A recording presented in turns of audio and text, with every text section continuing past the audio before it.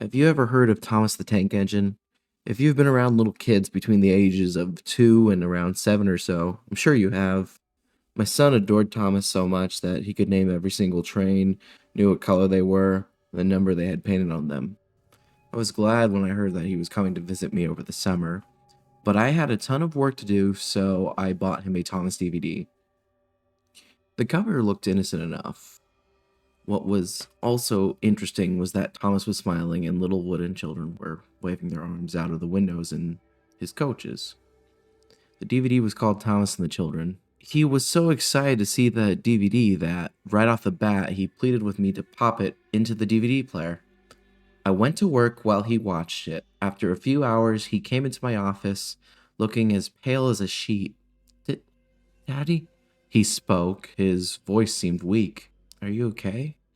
I asked, touching his head. I noticed that his temperature had gone up. Why did Thomas kill the children?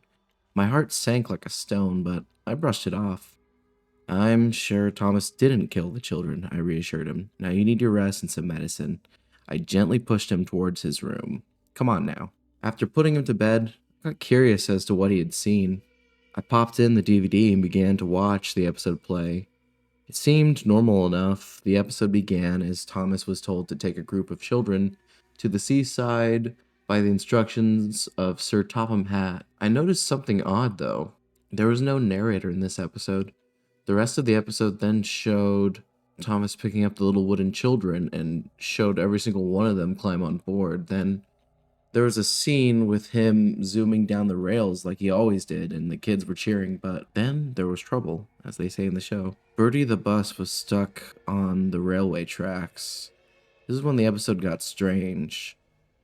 Bertie stared at Thomas in fear, but the little blue engine just smiled and sped up. What was even disheartening is that he started laughing. The kids were crying now, and little tears can be seen coming down from their wooden faces. Thomas crashed into Bertie, causing pieces of him to fly everywhere.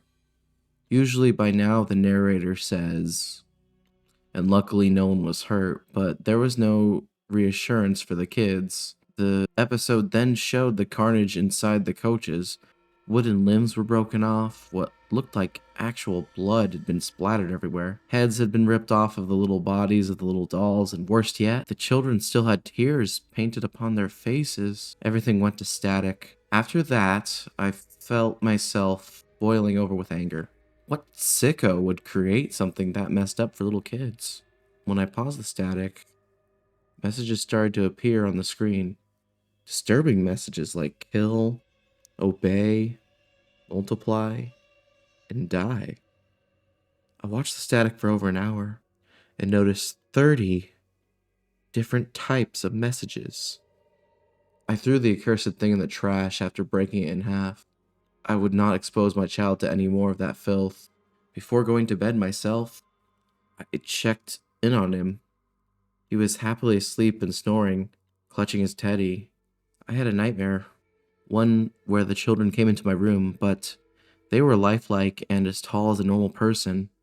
Their twisted forms grabbed my limbs and pulled me apart, while I heard that blasted trains laughing. Now, I've woken up, covered in blood, knife in hand, and I'm too afraid to go check my son's room.